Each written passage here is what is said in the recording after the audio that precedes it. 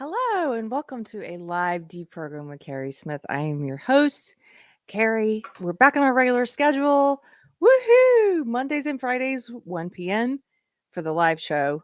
My husband and I were very fortunate to get to travel a lot this year with his band, with his music, with what he does for a living. And I'm very grateful for that. But I will admit, is really nice to be back home, that feeling of homecoming, especially for this time of year, and to be back on a regular schedule for streaming. And I'm happy to see you guys. Already, you're getting me excited with the chat of talking about Thanksgiving meals. Jennifer Atkins. Hello, Jennifer. Are people already planning any Thanksgiving menus? Oh, please share them in the chat. Please share what you're making. Put them in the comments if you're watching this later. Last night, I made a Martha Stewart pot roast.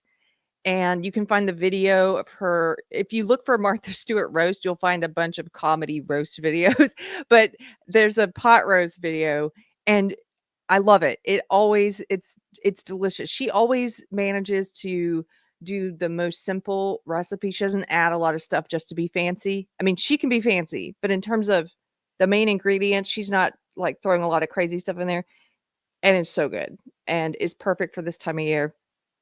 And it's enough that you can have it many, leftovers all week.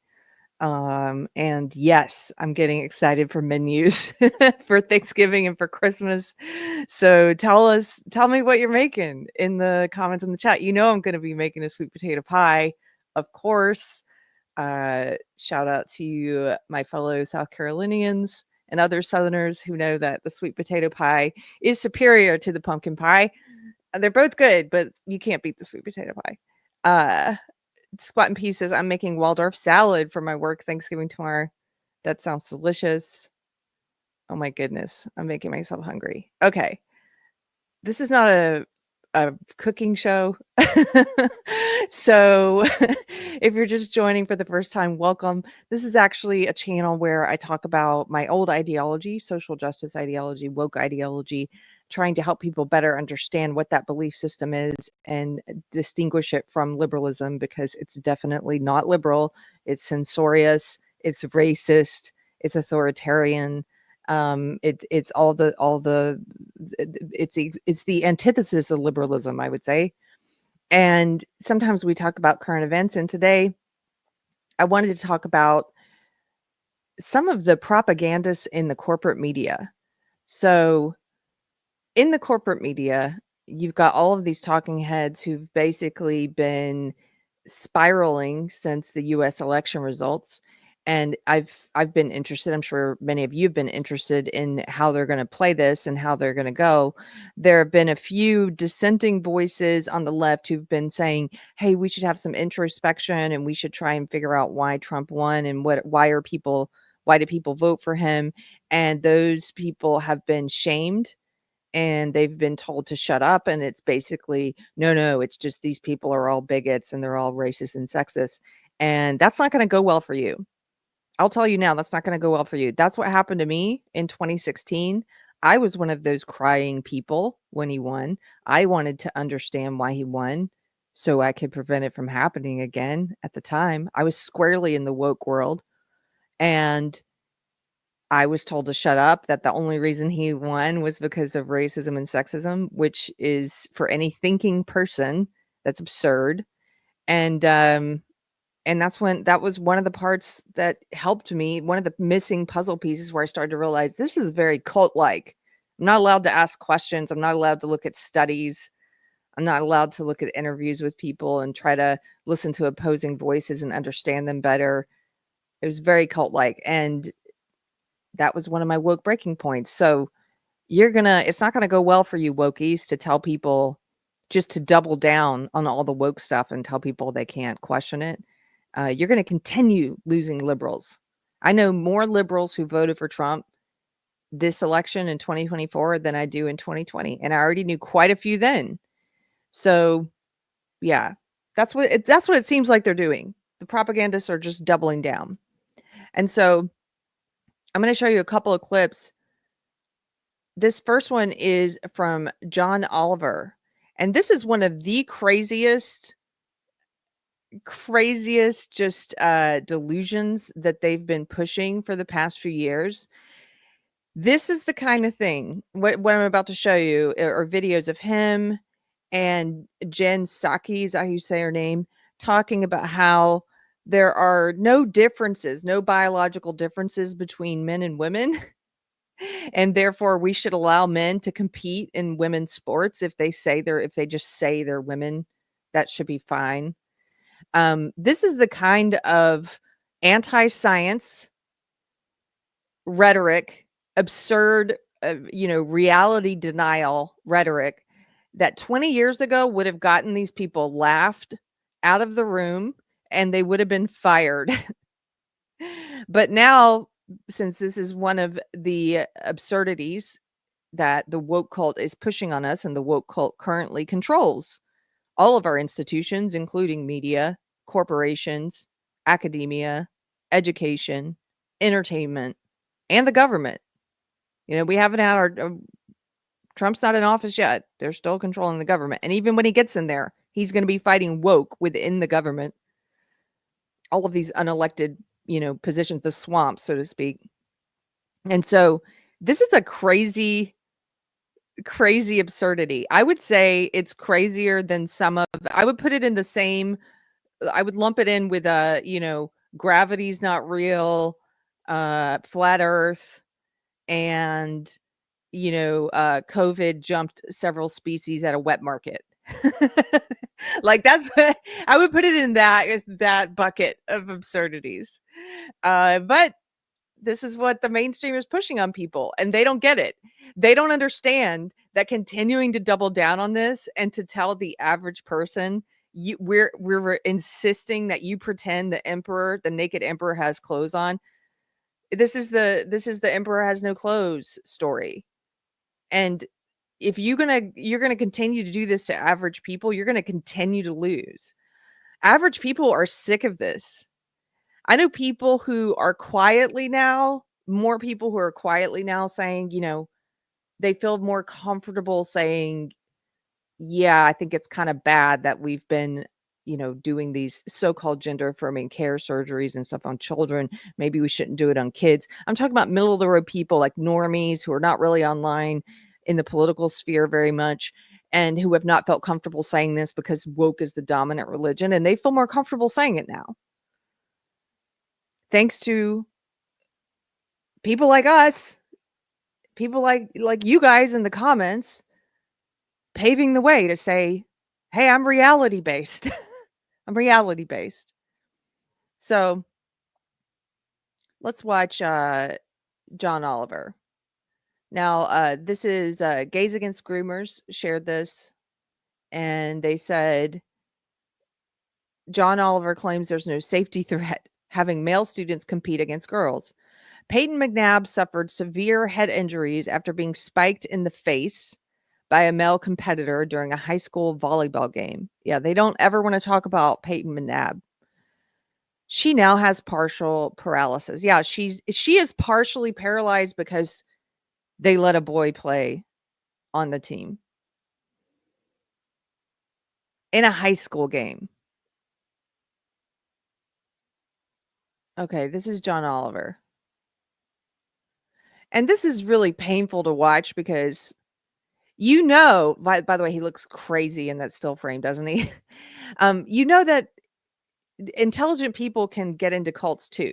One of the biggest myths, I think, that has helped to make woke as large as it is, as big of a cult as it is this idea that, well, smart people wouldn't be in it if it were a cult. That's not true.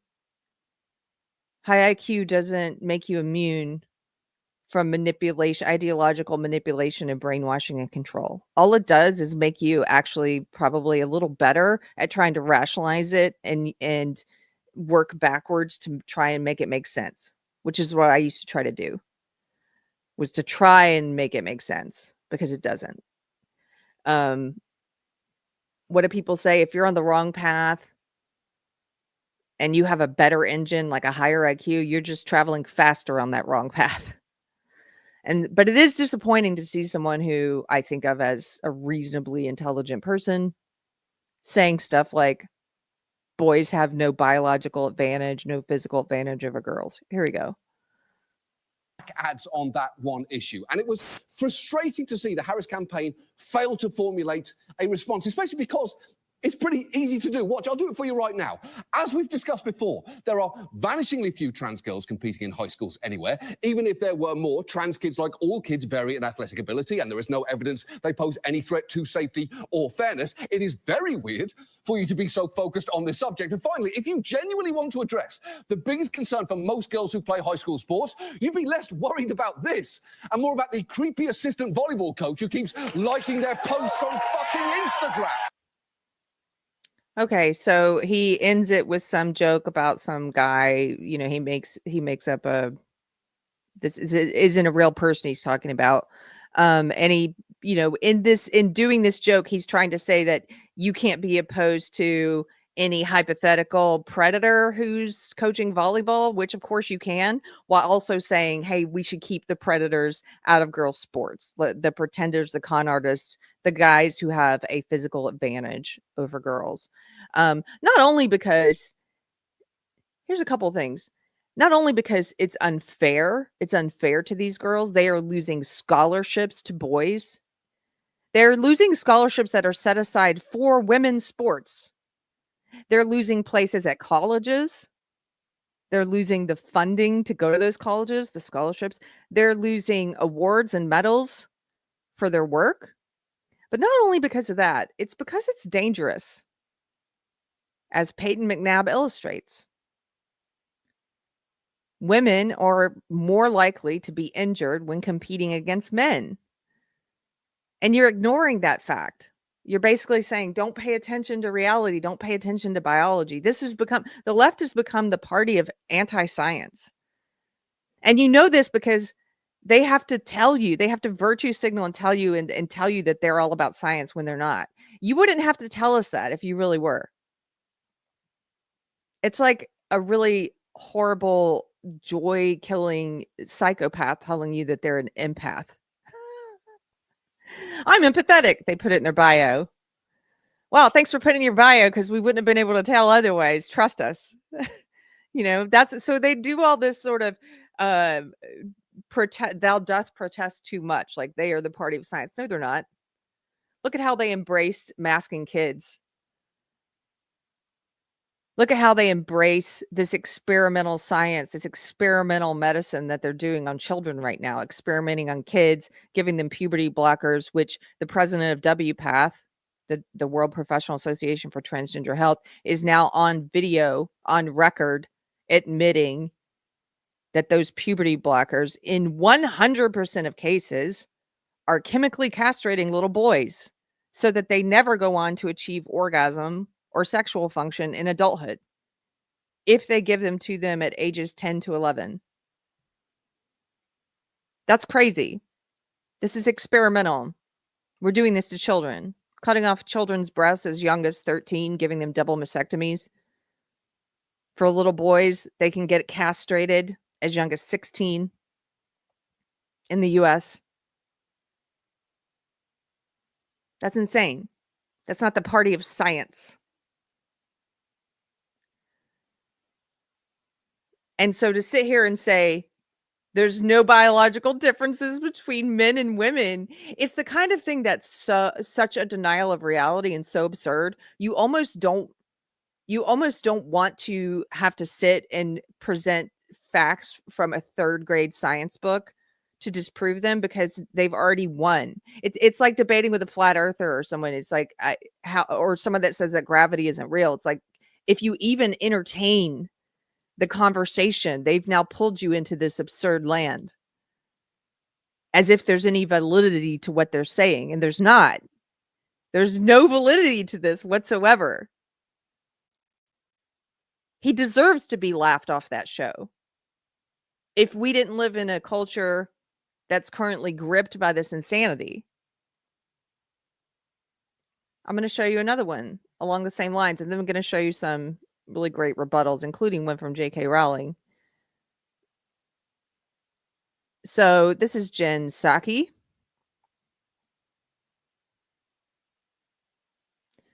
Some guy named Ryan Saavedra shared this. I don't know who he is, but he said, Jen Psaki says Democrats must double down on pushing the transgender agenda on Americans, including allowing men to play against girls in sports.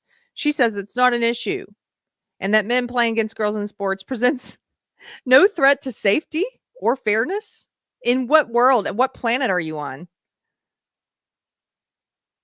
There's obviously a lot of soul searching right now going on within the Democratic Party, and that's a good thing.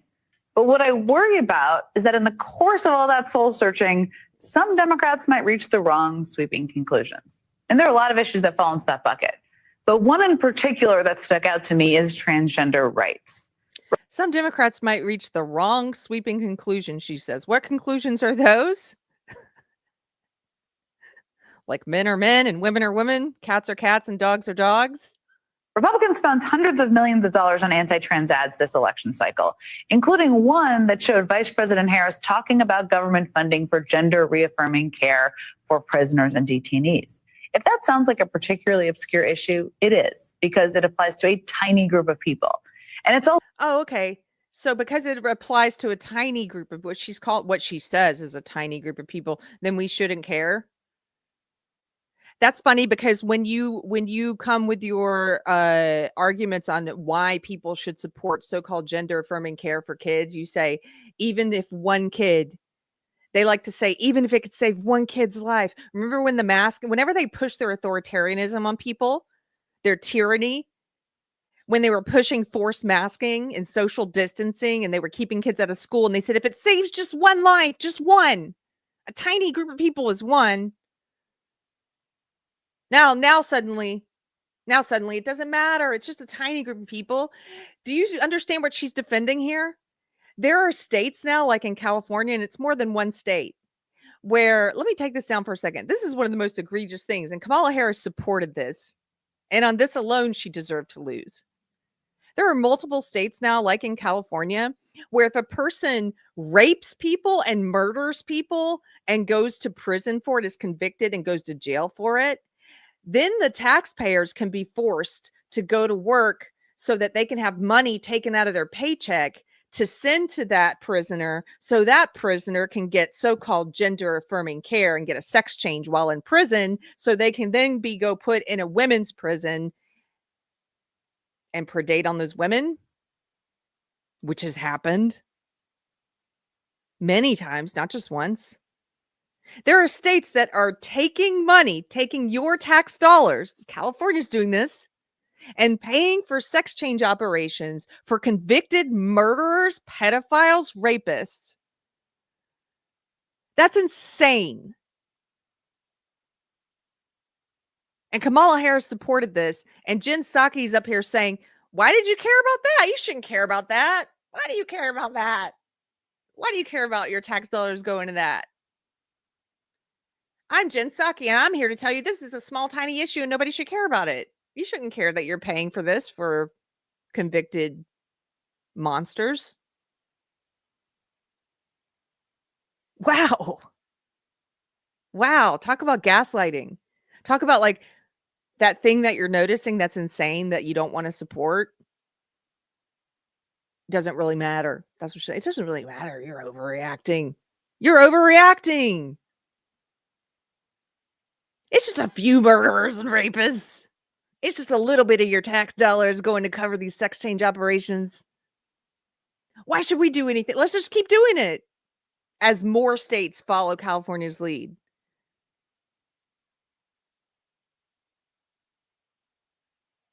Yes, cowgirl carpentry.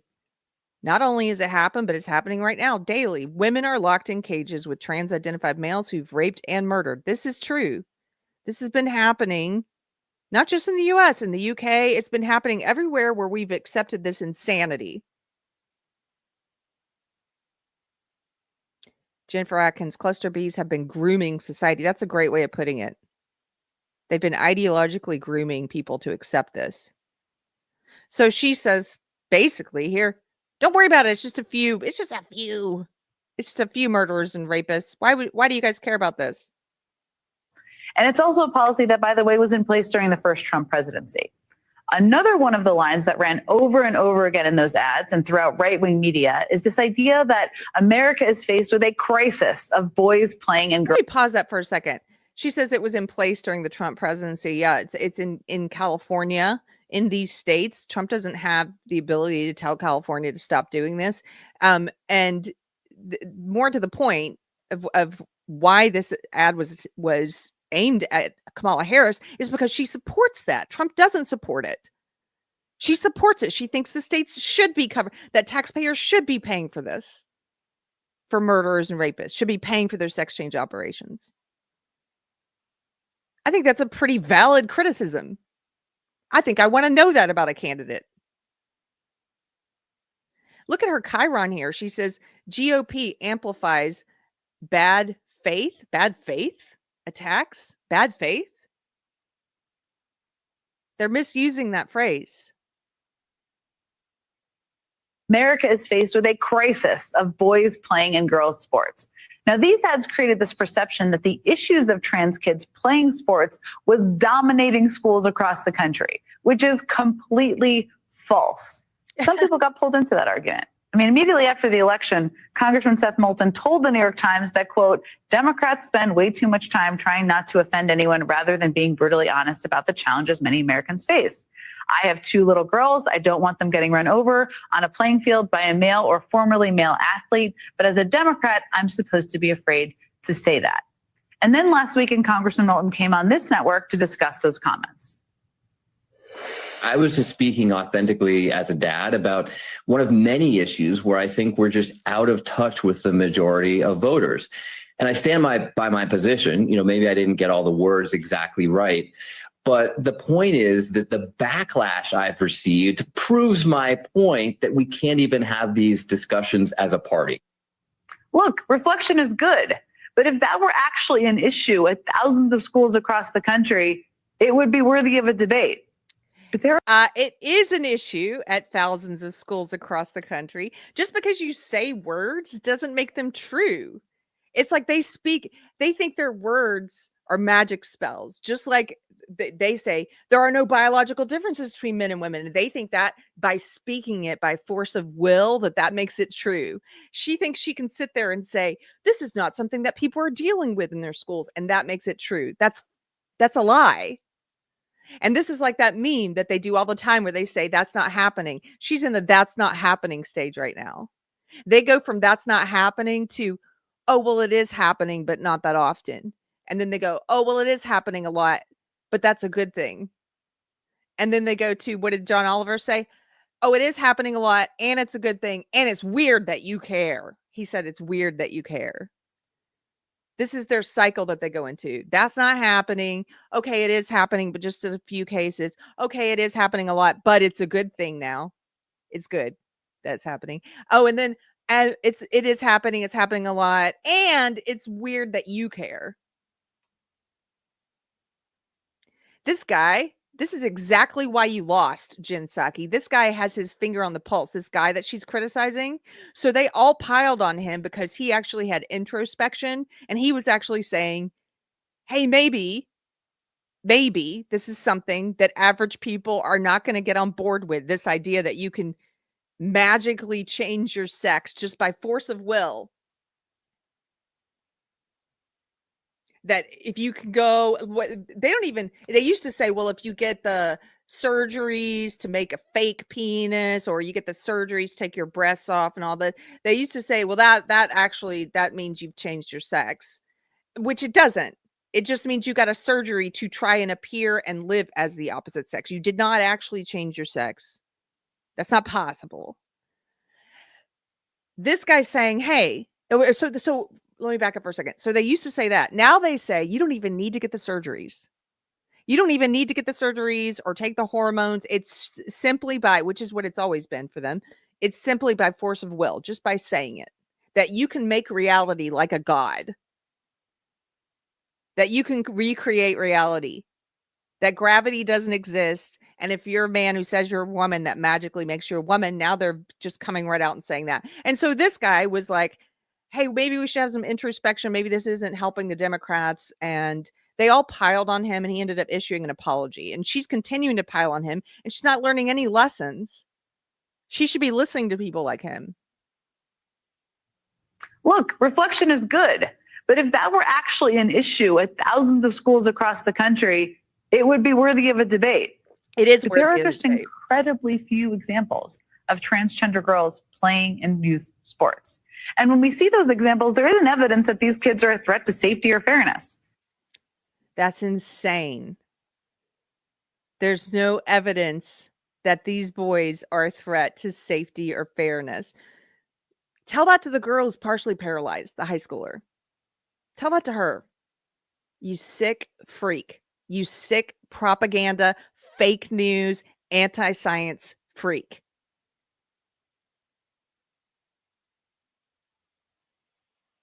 Gaslighting level 1000. Yes.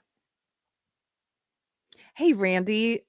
Thank you for the super chat. Randy Wallen for $10 says, so by definition, she's okay with it happening at less than thousands of schools. Yeah, exactly, right? These are the kind of arguments that manipulators and abusers use. It's like, oh, it doesn't matter because it's just happening. And if that were true, which it's not, but let's say it were true, when it crosses over into thousands of schools, do they suddenly care now? Oh, we do need to care now that it's happening at that. No, now they just have some new deflection. Then they say, okay, well, it is happening a lot. And now it's a good thing. It is a good thing. And it's weird that you care. Like they just keep going. They keep going. This is what abusers do. Randy Wallen. So by definition, she's okay with it happening at less than thousands of schools. What number is her tipping point? They use the same tortured logic when claiming illegals commit less crime than citizens. Yes, they do.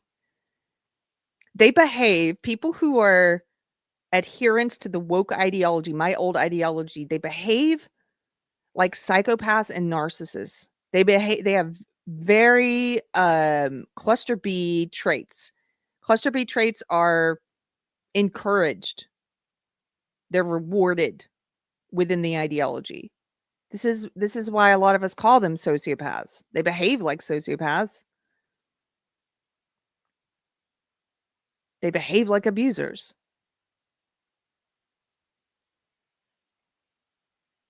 Is the gaslighting part of Darvo, says Rosa. It can be. So Darvo is deny and reverse victim and offender. And this is something that people with cluster B traits or people who have cluster B personality disorders engage in a lot. Of course, anyone can engage in it, but you see it a lot in cluster B individuals, and you see it a lot in this ideology. Deny and reverse victim offender. That's when a person accuses you of what they're doing to you. And a great example of this in politics that I use a lot is when Justin Trudeau was calling the Freedom Convoy, the truckers who were protesting, and saying, hey, it's pretty authoritarian for the government to try and force us to take a shot. Like our body, our choice, we should get to choose medical freedom, individual liberty, right? I don't think the government should be telling us we have to do that. And they were protesting. And Justin Trudeau called them the authoritarians, which doesn't make any sense. But that's how psychopaths and sociopaths attack. That's what they do. To outside observers who they want to manipulate and control, they want to accuse the target of what they're doing so that when the target accuses them of that thing, of what they're doing, it can appear to people who are not paying attention as if they don't know who to believe because they're both accusing the other of the same thing. So that's Darvo. Gaslighting is a term that originated in psychology when they were talking about behavior where a manipulator, an abuser, tries to convince a target that reality is not real, that what they're witnessing around them is not actually happening. And it actually came from a movie called, I think it was called Gaslamp. It's an old black and white movie. And in the film, the husband is trying to gaslight the wife and make her think she's crazy, and he's turning the lights on and stuff and then telling her he doesn't know how they came on, or it originated from that film. I have to watch that film. It's been a while since I read about it. I've never actually seen it, but that's where the phrase came from. And he was trying to make her go crazy and think she was crazy and that what she was observing around her wasn't really happening. It's when basically people say, like, it's a denial of reality and of truth. And they just completely lie to you about what's going on. And that's what the media, that's what these guys are doing. They're completely gaslighting. They're like, there's no biological sex differences between men and women. It's like, are you crazy? They've been gaslighting the public for a long time. It would be like them going, can you imagine them going on television, these respectable institutions of the media, right? And saying that the earth is flat. It is just as crazy.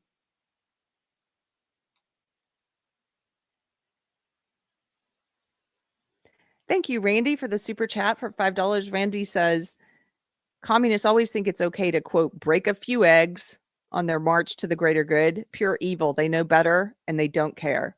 100%, Randy. You were on it today. B. Allen, thank you for the super chat. Also for $5. B. Allen says, do school shootings happen at thousands of schools? Exactly. This is how you know if an argument is good or not. B. Allen, thanks for bringing this up. They never, they don't like it when you show that they have faulty logic or that their argument doesn't hold any water by using it in other cases like this.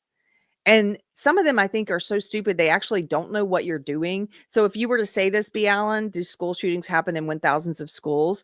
They would just spit out some copy paste thing that they've heard. And this is one of the responses I've heard them say when you test an argument like this. They'll say, that's whataboutism, right? They'll just throw something out. And it's like, no, fool, I'm not.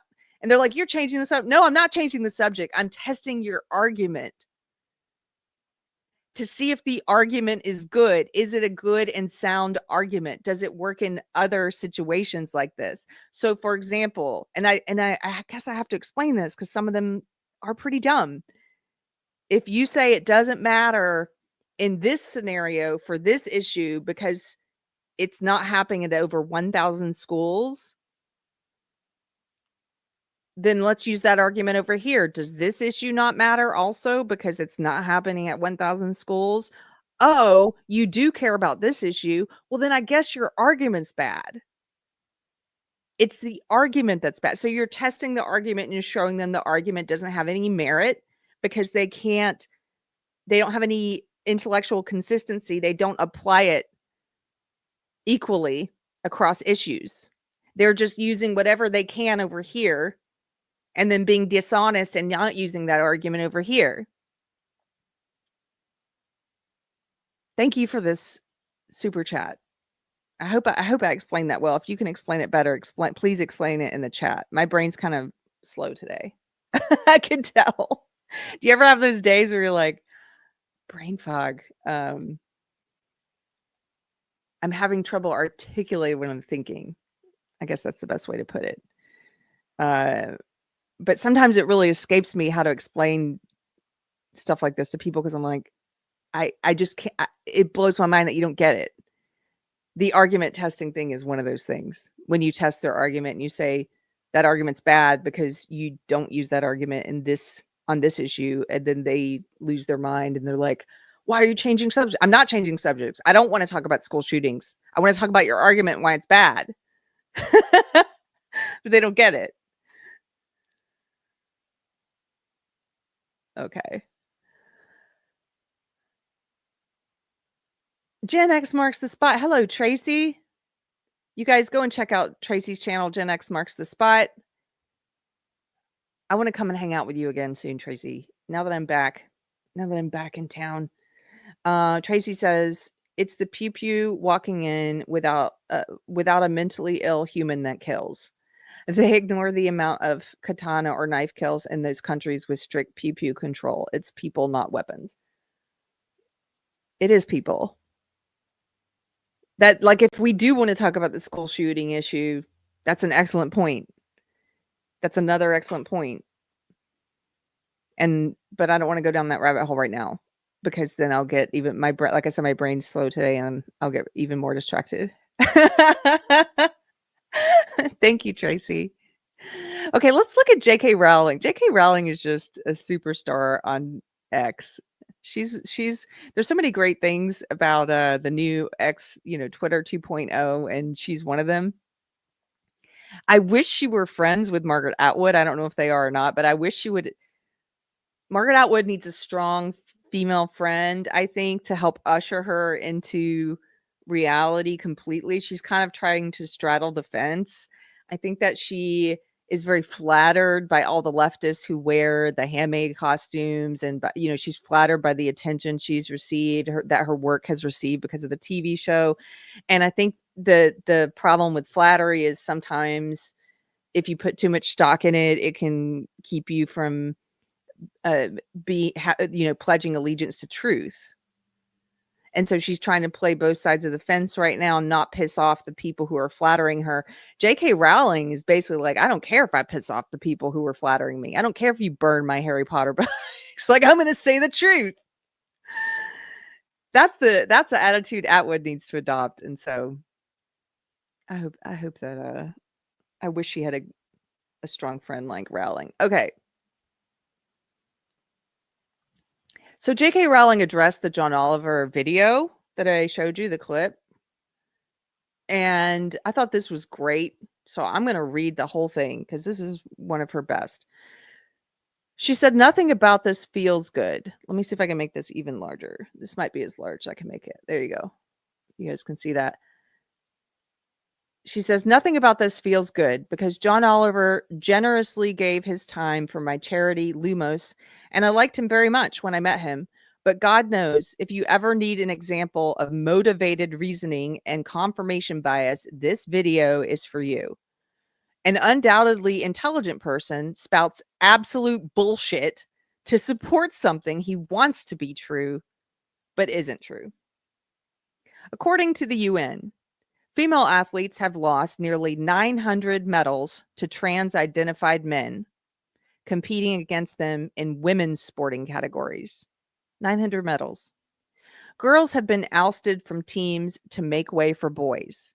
Women have suffered serious injury playing against trans-identified men. See Peyton McNabb, mentioned below.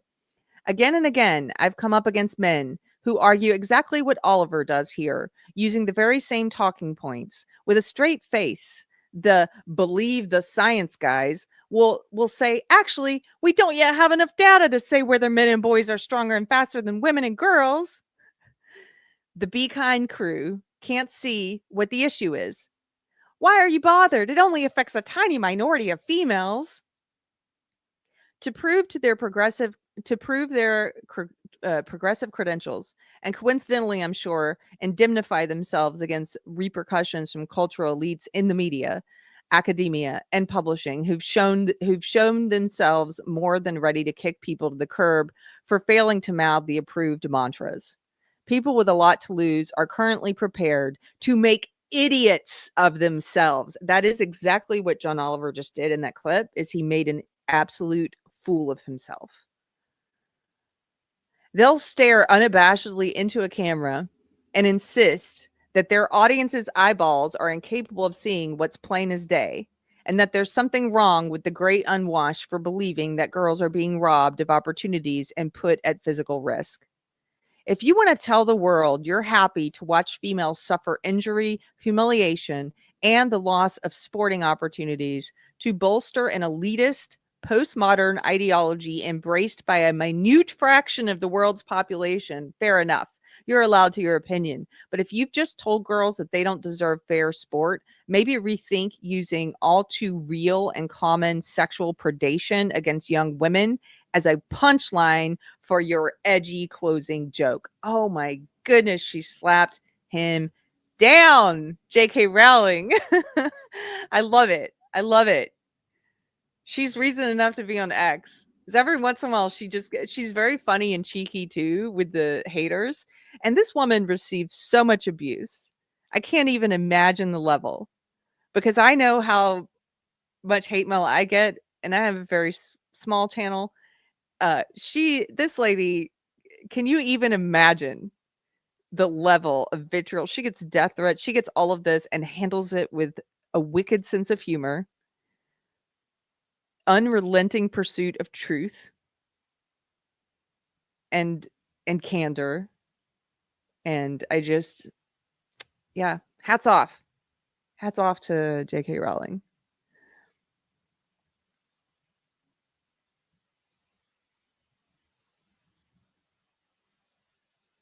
Gen X marks the spot for $5. Thank you, Tracy says.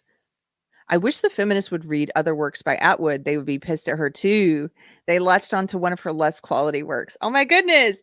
Well, as you know, Tracy, I love Atwood. I have a whole shelf of her books. She's been my favorite author since high school. I mean, many decades. I got to take a whole university class on nothing but Atwood. And the thing is, you said read other works by Atwood. They haven't even read The Handmaid's Tale. You and I both know this. They haven't. They don't read. They don't read. They just watch the TV show and go put on the costumes. Which, by the way, I hope my costume arrives today. I ordered it. I thought it was supposed to arrive last week. It still hasn't arrived. I've got some funny things planned with my handmade outfit. Okay. Gen X marks the spot for $5. Thank you again. Tracy said she wrote a story called Rape Fantasies, Keri, and it was about how women all want to be ravaged by a man. Yeah, I'm sure they haven't read that one. Randy Wallen, thank you for the super chat for $2. Following Justine Bateman lately. I have been. You guys go and follow Justine Bateman on X. She's another good reason to be on X right now. After Trump won, she's one of these people who finally she said she felt like she didn't have to walk on eggshells anymore, that working in the entertainment world where it's all this woke orthodoxy for the past 4 years has felt suffocating. And she is just letting it all loose now. And she's wickedly funny. She's been critiquing the leftist videos and posts where they're melting down about Trump's win, and she's been critiquing it from the perspective of a director. It's a really funny bit that she's doing right now, and she's just speaking candidly about all the stuff we talk about. So, and there's very few of these people in powerful positions who are willing to do this, and I say powerful position even for people who are in the entertainment world or the literary world, like J.K. Rowling or Bateman, because they do that does come with a bit of social power and influence. And so I like to support the ones who are brave enough to say the truth. So go check out Justine Bateman. Thank you, Randy. Okay. I just wanted to show you some of these men. I used to do this thing on my Facebook where I was doing kind of it started off when I posted some pictures of these male athletes who are insisting that they get to play in women's sports. And I was just showing pictures of them, and I was saying maybe the patriarchy is real. It's kind of a joke. And so then I was filing them all in like the patriarchy is real photos. And I quit doing that. I wish I'd kept doing it so I would have more to show you right now, but check these out. Here's some photos of what John Oliver insists is not happening. These are some of the most egregious ones. Look at this dude. Remember this guy? Girls' high school basketball team, but he identifies as a high school girl. Or no, it's college, Mission College. Look at him. This is what J.K. Rowling was talking about. How what you can see with your own eyes, and they're insisting that we not acknowledge biological reality. It's crazy. Look at this one. Hannah Mounsey, the 6'3", 230-pound transgender handball player leading the Australian national team to victory. Look at this guy just like crushing these women. But, according to John Oliver, science isn't real and men have no physical differences from women at all. Really.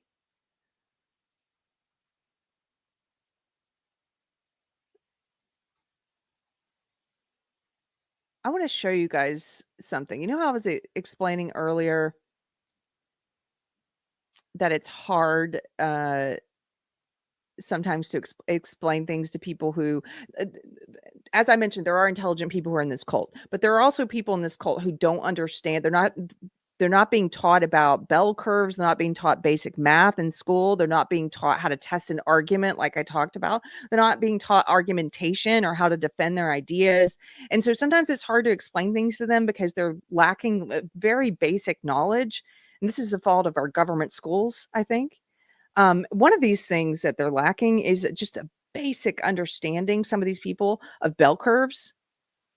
And so I went and I found one of the most basic bell curves I could find about the physical differences between men and women. Let me show you this. Let me see if I can try and explain it. Okay. So I found this on a marathon site. This is for people who want to get better at running marathons and improve their time. And you can find millions of charts like this, leftists, that will show you the differing performance times, like the speed between men and women. And that will show you the differences, the physical differences between men and women. So I picked marathons. Arnauer says bell curves. They probably flunked Statistics 101. Yeah, and they also probably think it's very complicated, and it's not. So let's look at this. So here you have marathon finishing times distributed by sex or by gender, right? So male and female. And this is a compiled, this is over 3 million marathons that they've put into this. So there are a lot of data points here, which makes it a great chart. And if you look at these distributions, so women here are represented in blue and men are represented in red. And you can see the bar, like on the right, you're looking at the time that they finished in hours. So along the bottom here, you've got 2 hours, 3 hours, 4 hours, 5 hours, 6 hours, 7 hours, etc. And then you can see how many people finished, within that time frame.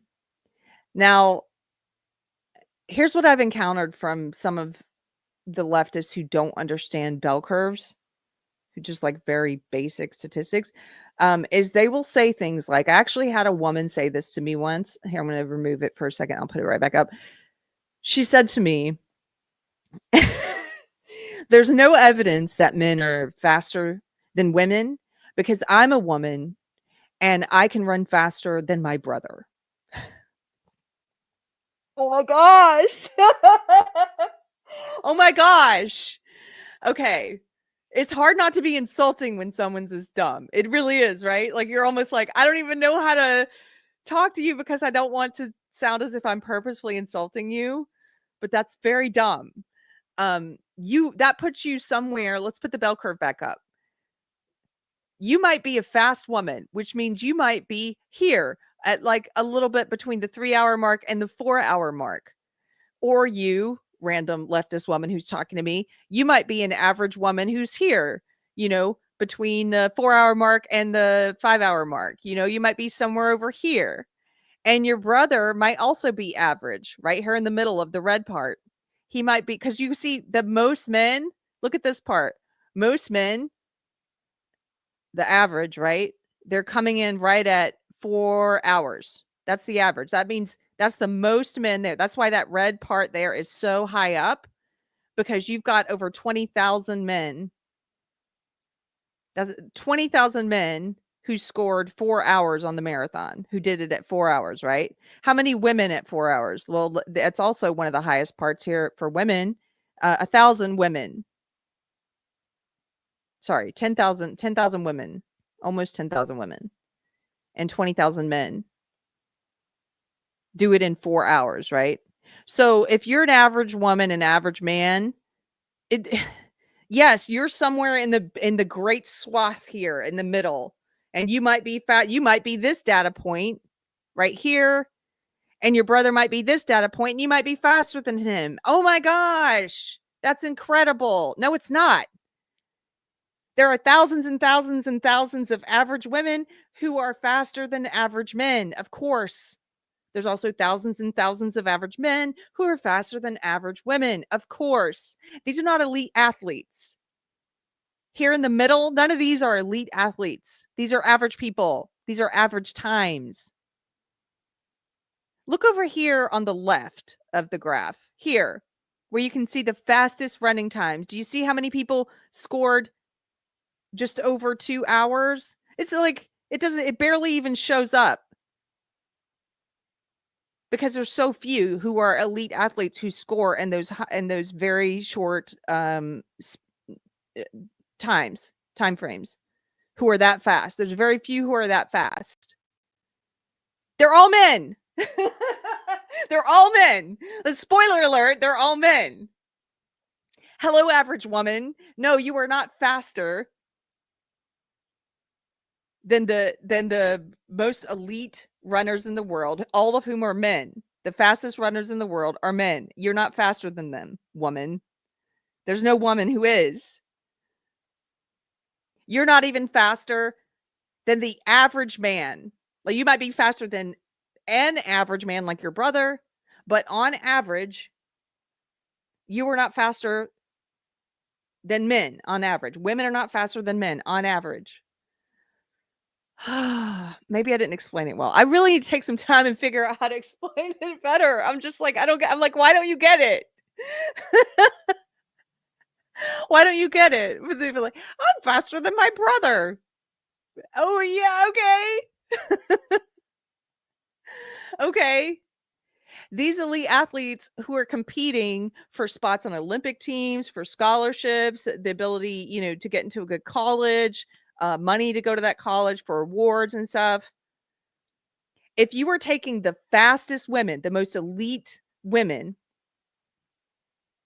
and now you're opening up the field by allowing men in, and men on average are faster, now they're having to compete against more mediocre men who are beating them. That is not fair. That is not fair. The only way to make it fair is if you say, get rid of sex segregated sports altogether, and we're just going to have open categories, and we're never going to separate it. It's always going to be men and women against each other. And do you know who's always going to win? Men, or men who say they're women.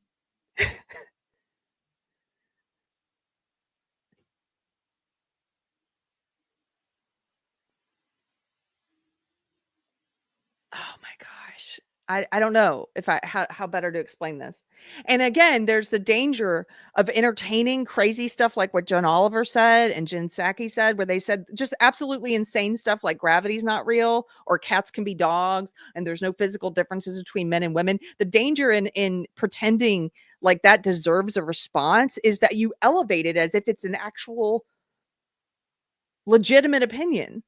A valid opinion. It's not a valid opinion. It's actually anti-reality. It's not even an opinion. It's just incorrect. It's a falsehood is what it is. It's an absolute falsehood. Well, in my opinion, there's no differences between men and women. That's not opinion. You are speaking a falsehood. You're speaking something that's not true. In my opinion, cats are dogs. That's not an opinion.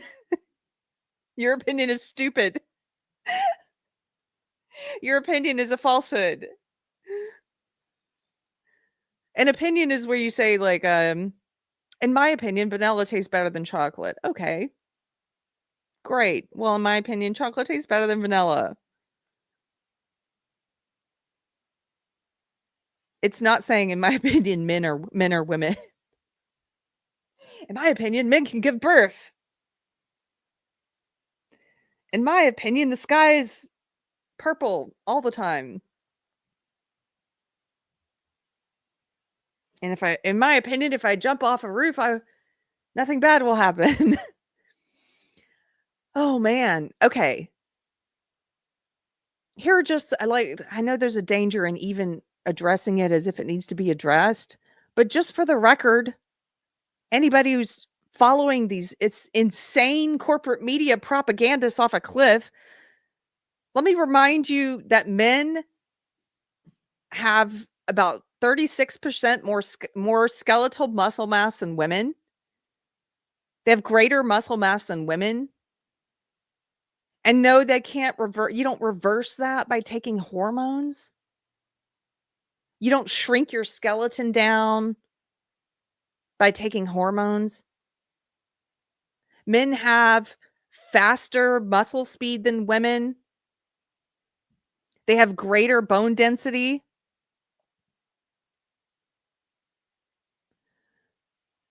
On average, they're faster. They're stronger. These are biological facts. These are not opinions. These are biological facts. I cannot believe these corporate media propagandists are forcing us to say there's biological differences between men and women. Are you kidding me? But that's the world we're at, and you've got insane leftists who are sharing clips like this and going, meh, John Oliver. What?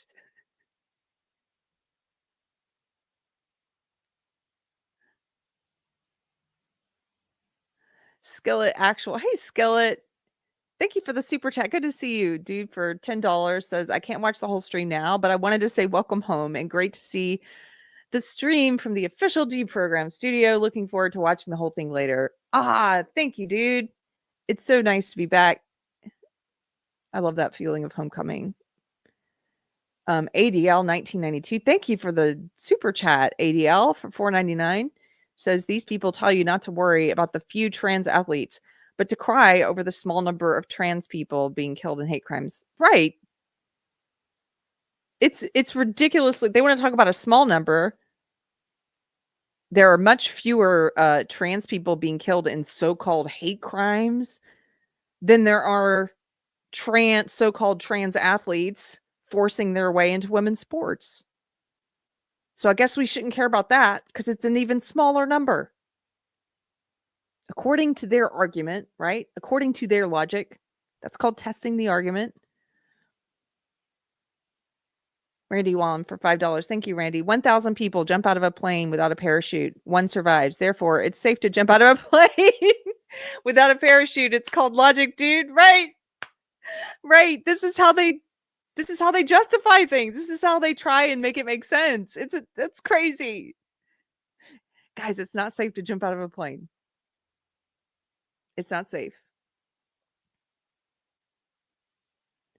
Albertus Magnus 44 for $9.99. Thank you for the super chat. Says trans exists to create conflict and confrontation, thus destabilize society. They know it's fake, same as we do. Trans is a lie and causes other people to suffer. I would agree with you. That's what it has become.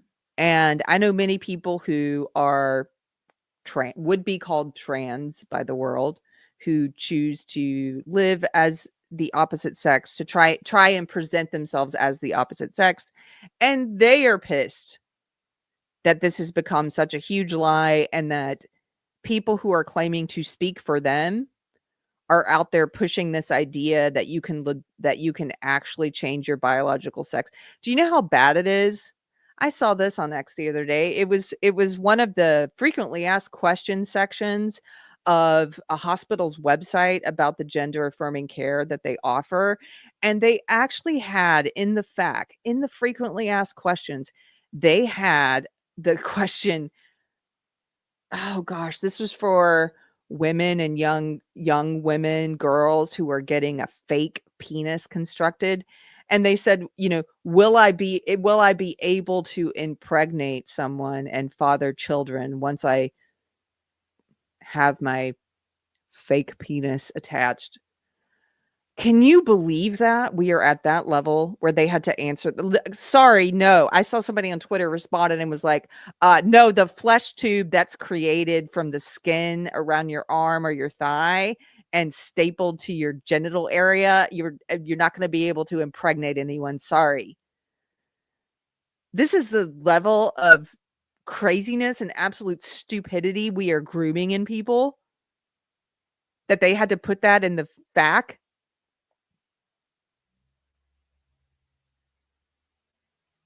What was the answer, says G-Man. Oh, man, I should have saved it. I'll see if I can find it. I didn't have that one pulled up. I did. I can go through my likes and see if I can find it, because I was like, this is just unbelievable. But we saw from some of the whistleblowers who used to work at these so-called gender-affirming care clinics for kids. We saw them talk about how there were frequent questions like this, where young girls would, after getting a double mastectomy and regretting it, and then would come back and ask, like, can I get my breast back? As if you can just like, oh, I'm just going to reattach them. Everything's fine now. I'm just going to reattach. No. And if you're able to get pregnant and give birth, like, you'll never be able to breastfeed your child. There's all these permanent problems that you're going to have that they're not disclosing. And that when they're asking these kids to quote unquote consent, which they can't even do, which is impossible for a kid to consent to that, to understand it, to be able to comprehend what they're consenting to.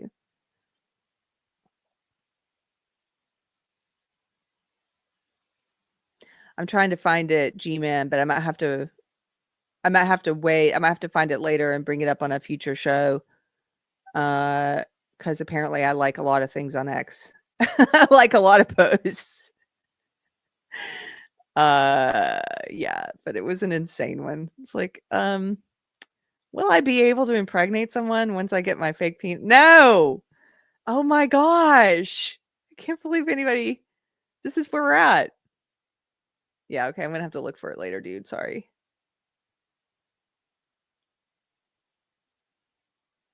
One of the things I saw that's just crazy also after the election are people like Kyle Kalinske, who are saying things like Kamala Harris wasn't woke, and anybody who's telling you she was woke is lying to you. And he had this whole tweet that was basically like, Kamala didn't talk about trans or pronouns or women or marginalized groups or people of color. She just talked about the economy and gun control and the border and, making the economy better. Again, in what world are you living? I saw Konstantin Kisin replied to him and said, yeah, just because you say words doesn't make them true. She's super woke. She talked about all of those things and the things you're talking about, but she talked about all of those things. Woke was the cornerstone of the campaign. And just so you remember, because time flies now and there's new things every day and I forget some of these things. This is a post I did in August, not even that long ago. It feels like forever ago now. This is when it was revealed that for people applying to work for the Harris for President campaign, this was a third-party site that was collecting resumes and applications for the Harris campaign at their request. So this is the Harris campaign accepting resumes and job applications.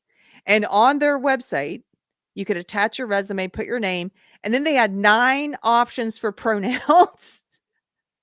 This is the epitome of this woke campaign that they ran. Remember this? All these pronoun options: he, him, she, her, they, them, z, zim with an X, z, her with a Z, e, m, her, HIR, fey, fur, and hoo. So when I shared it, I just said, ooh, ee, ooh, ting, tang, walla, walla, bing, bang. Ooh, ee, ooh, ting, tang, walla, walla, bing, bang. You guys remember that song? Because that's what it sounds like. He, him, she, her, her, they, them, walla, walla, bing, bang. Z, zim, z, her, e, a, m, walla, walla, bing, bang, her, fey, hoo. So stupid. What are your pronouns if you want to work for the Kamala Harris campaign? This is the insanity that people chose not to vote for. Why did you guys lose? Why did you lose? What could it be? What could it be? He, him, her, z, they, walla, walla, bing, bang, fey, fur, he, her, walla, walla. Like, that's why you lost. That's why you lost.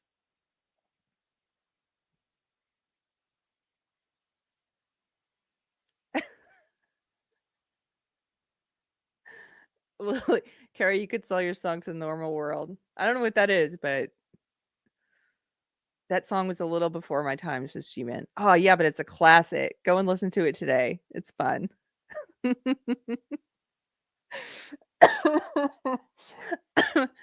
And Matt Gaetz is the problem, says Kendra. You know what? I'll tell you guys something. I pretty much reached the end of what I wanted to talk about today, so we're just gonna hang out now for a little bit. I've been very excited about a lot of the appointees of Trump's nominations for his cabinet.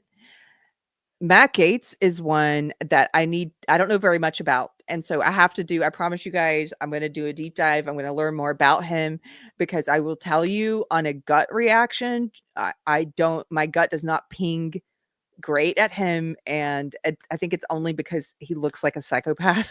He looks like Gavin Newsom and he's got these crazy eyebrows from like the Hunger Games.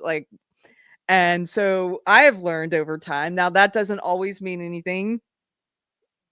But there are certain looks that are red flag. It doesn't mean the red flag means it's just one red flag. Who knows? But my gut looks at him and is like, run away from this man. And so he's the only one that I'm like, oh my goodness. Now I'm going to have to learn all about him. So that I can be educated and I can actually come to an opinion that's not based. When your gut pings, right? Like you should listen to it, but then you should also go and investigate.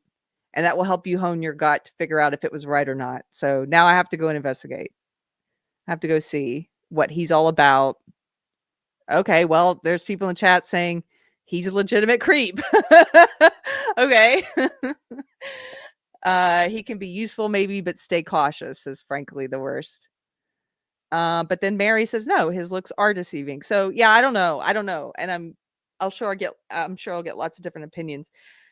So that's why I'm going to go watch him. I'm going to go watch some of his speeches. I want to read some of the stuff he's done and make have an informed opinion about who he is and what he stands for instead of just a gut reaction. I'm trying to see what other people are saying about him. Keri needs to be a guest on Normal World, says Lily. Oh, I don't know what Normal World is. I have to look it up. If there's any show that you think I should guest on, it actually, you tell them in their comments about me. That would help if you think I should go on there. I can also do reach outs, but it helps them. Like I know in my case, it helps me when I hear you guys recommend people to book. So G-Man, did you get the package I sent? Oh, not yet. I haven't been to my mailbox, but I'm going to go now that you told me it's there. Is it the Trump visor? Is it the McDonald's MAGA visor? That's going to be great. Michael Colliard, thank you for the super chat for $4.99. Good to see you, dude. Glad you're here. Anything else you guys want to talk about? Drop it in the chat. Oh, Quarter Black Garrett. Oh, that's the name of his show. I'm so sorry. I actually haven't watched his show yet. I love Quarter Black Garrett. I was so excited when he got that. It's a Blaze show, right? Oh, I feel terrible that I didn't recognize the name, but that's because I don't watch a lot of internet stuff actually. Except for true crime. I watch a lot of true crime. But I love him. And I bet it's funny. I should check out an episode. Quarter Black Garrett is a genuinely good dude. Like talk about a good gut reaction. Good father figure, husband, role model, and also funny. And one time I was at a meetup. It was one of the cons. I forget, and we were at a Friday Night Tights thing, like a live stream, and he walked me to my truck across the parking lot because it was night. Like just offered like a good, like a dude who's like, I want to walk. It's night and we're in Houston. I thought that was a good sign. Okay. Taco Bell gives me a good gut reaction. No way, are you serious, man? Let me tell you, it's time for us to all get healthier, myself included. It is. Because if you love yourself, you love your body, you want to be here on this earth for longer, then you have to treat your body like you would treat a friend. You have to treat yourself like you would treat a loved one who you care about. And Taco Bell, back when I ate fast food, it was my favorite of all the fast food restaurants. So I'm with you. It got me through college and beyond, and it was cheap, and it was my favorite. But let me tell you something. If you go off Taco Bell for years and years and then you try it, it will make you sick. And that tells me something. And I've tried it. I've tried to have it since then a few times just to test and see. Every single time it makes me sick. Like there's something wrong with it. There's something wrong with fast food. If you go off of it long enough and then you try and just like, oh, let me just have one, it'll be fun. No, it'll make you sick. I know it was cheap. The sudden backlash against Bari Weiss concerns me, says ADL. I mean, not everyone you respect is always right. I haven't seen that backlash. I don't know what's going on there. I'll have to look that up. I haven't seen any of that.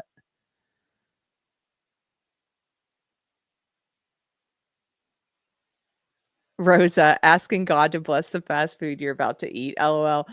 That's so funny you say that because one of my pastor's sermons, I remember him making a joke as an aside. We were talking, I can't remember what that particular sermon was about. It was a while ago, but he was talking about feasts and celebration and the importance of church gatherings and celebrating with food. And as an aside, he made a joke kind of similar to what you're saying, Rosa, where you're putting something that you know is bad into your body and you're asking God to bless the bad thing. Like, this is kind of like you're not completely bolted down to reality.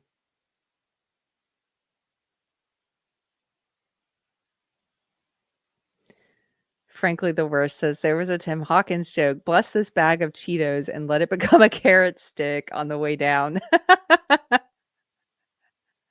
But it's not a carrot stick.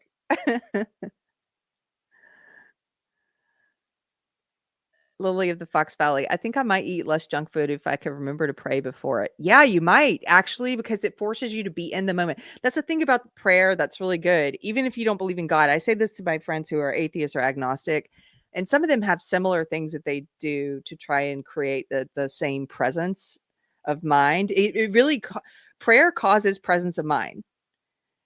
And for someone like me who has a bad concept of time, I lose track of time. I've been trying to keep this daily. I got one of these daily journals. It's a line a day journal where you just write in one sentence what happened today. And you're supposed to do it every day. And I will forget for 4 or 5 days at a time. And then I'll try and write what happened each day of the past week. And I was telling my husband, I can remember things, just not in a linear fashion. If you say what happened on Wednesday of last week, I'm like, no idea. Like, no idea. But then if you remind me, or I have to go through my messages and remember, and I'm like, oh yeah, did that. Yeah, we did that. No. But I cannot just recall it in that way. And so for me, prayer is a way of marking. It's another way of, like that journal, of having to mark the day and mark time so it doesn't pass so fast, and to be present in the moment. It has that side effect of keeping you present. And I used to, back when I was not Christian, I would look down at people who'd pray before meals. I was very prejudiced against Christians in general, but I thought people who pray before meals, I was like, oh, they're just doing this because it's a ritual and they're accustomed to it and they don't know any different, and also they want to be seen praying at the restaurant or whatever. And that's not the case. It's true that it is a ritual, but it's a good ritual. There are positive benefits of rituals. And one of those is that it calls you to the moment. You're not distracted. You're not anywhere else. And it marks the beginning of the meal. And you're giving, if you're saying a prayer, if you're a Christian, you are thanking God. You are remembering to be grateful in that moment. especially if when you like you mean the words you say. You think about the words you say. And we do this all the time now, my husband and I. And we sometimes we'll do, he was raised Catholic, so he knows all the Catholic prayers. So if we're really hungry, he'll do the fast Catholic prayer. Some of you guys in the chat might know it. But then we'll do the other kind of prayers too. I guess when we're Protestant, where, you were voicing the words, you were saying what you think in that moment instead of reciting a prayer. Anyway, it's a good practice. You should do that. You probably would start to eat more healthy food, because when you bow your head over something that's like really bad for you, and you're like, thank you for this meal, bless it. Oh, it makes you present. Two sisters and some yarn. Amy's here. Amy says, amen means I agree. So it is not a flippant thing to pray over a meal. Yes, it's not flippant. Give thanks in all things. Reminds you to have a grateful heart. Yes. I saw two people praying at McDonald's once in Nevada. I mean, you're still eating some kind of sustenance. That's good. I like to see people pray over meals when I'm out now. I'm like, makes me feel, I don't know, makes me feel like we might be changing the culture slowly, that it might be turning. And if you feel awkward, if you feel awkward when you're out with people who are not believers, I just usually give it over to the awkwardness. Like, who cares? So I'll just ask them, hey, do you mind if I say a blessing over this? And usually they're like, no, I don't mind. And then you just, do a sincere prayer. Don't make it too long, because you got people there who are not even believers. Do a sincere prayer of what you think. Give thanks for being together with these friends and this food, and that's it. Move on. And if they were ever to say, yeah, I do mind, then I wouldn't do it.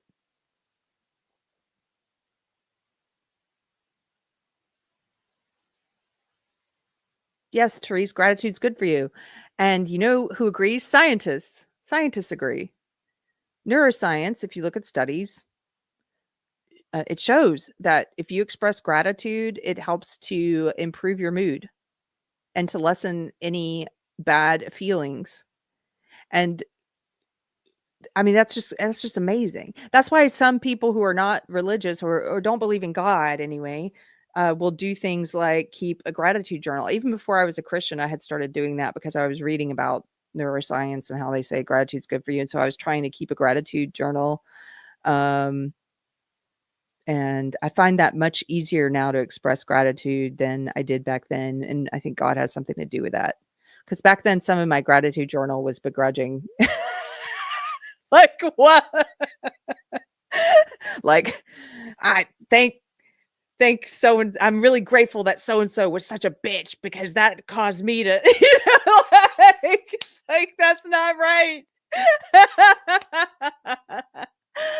You're like taking pot shots in your gratitude journal, like insulting people.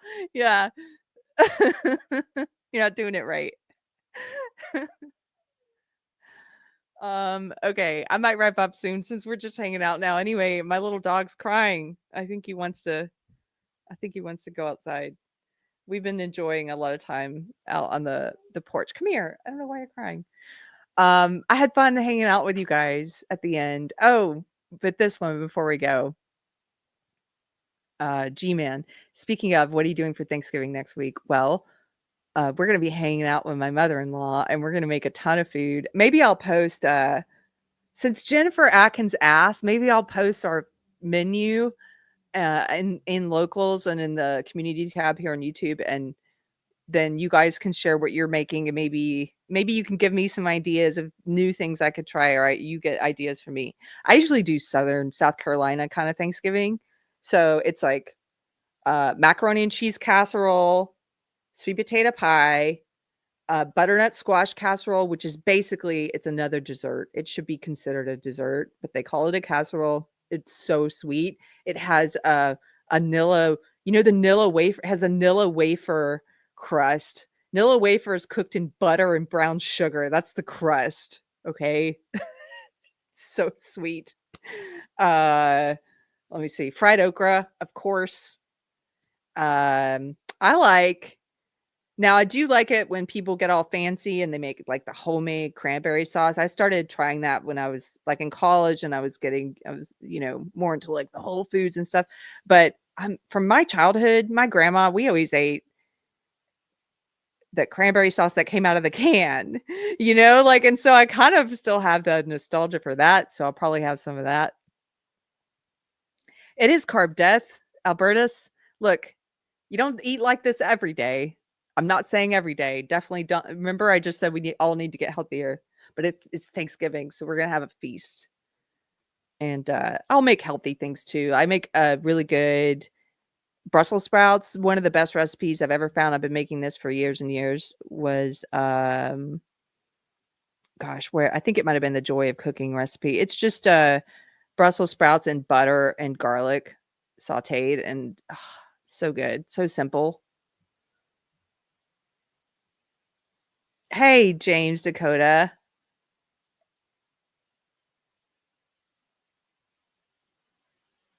What did he say? I saw you said something about he says turkey for Thanksgiving, Mexican food on Christmas. That's it.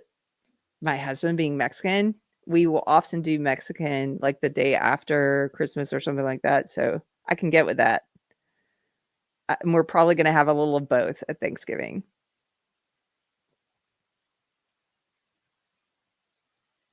Fried diabetes. Hey, Robert. Fried diabetes, baked diabetes, and boiled diabetes. Oh, no. Running Bear. I love me some fried okra. Fried okra is like a staple in South. If you grew up in South Carolina, you know what I'm talking about. It's not even one of those things you have, you know, at a holiday or once in a while. We had fried okra at pretty much every meal, unless we were eating fast food. If somebody in my family cooked, which if somebody cooked, it was usually my grandparents or my dad, and we would always have every single meal fried okra. Then when I lived in Los Angeles, it was weird because you couldn't even find okra in the grocery store most of the time. And when you did find it, it would be in a tiny little section over in like the Asian vegetables thing where they would have like a little bit of weird Asian fruits and stuff. And then they would have okra. It was so funny to me that was a cultural difference, right? In South Carolina, it's everywhere, just a mess of okra as far as the eye can see in the grocery store. And then in LA, it was like you really had to search for it, and it was a little tiny section with, you know, the Korean section. Here's some okra.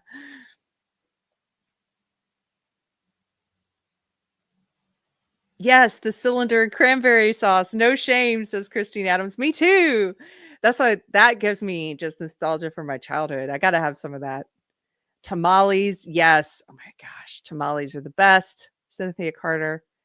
You guys are making me hungry. We got to wrap this up. I'm going to go eat some of that leftover pot roast. Okay. I'm doing 2 shows tonight. I'm going to be on Force of Light's channel later tonight with Michelle and Natalie. And then after that, I'm going to be in Toxic Femme on Midnight's Edge. And come and hang out with us if you want. Otherwise, I will see you on Wednesday for a Christian panel. Wednesday night. We do those every other Wednesday at 6 p.m. Central. And I'll see you this Wednesday at 6 o'clock. You guys have a good beginning of the holiday season. That's what we're in. It's the best time of year. Okay, take care.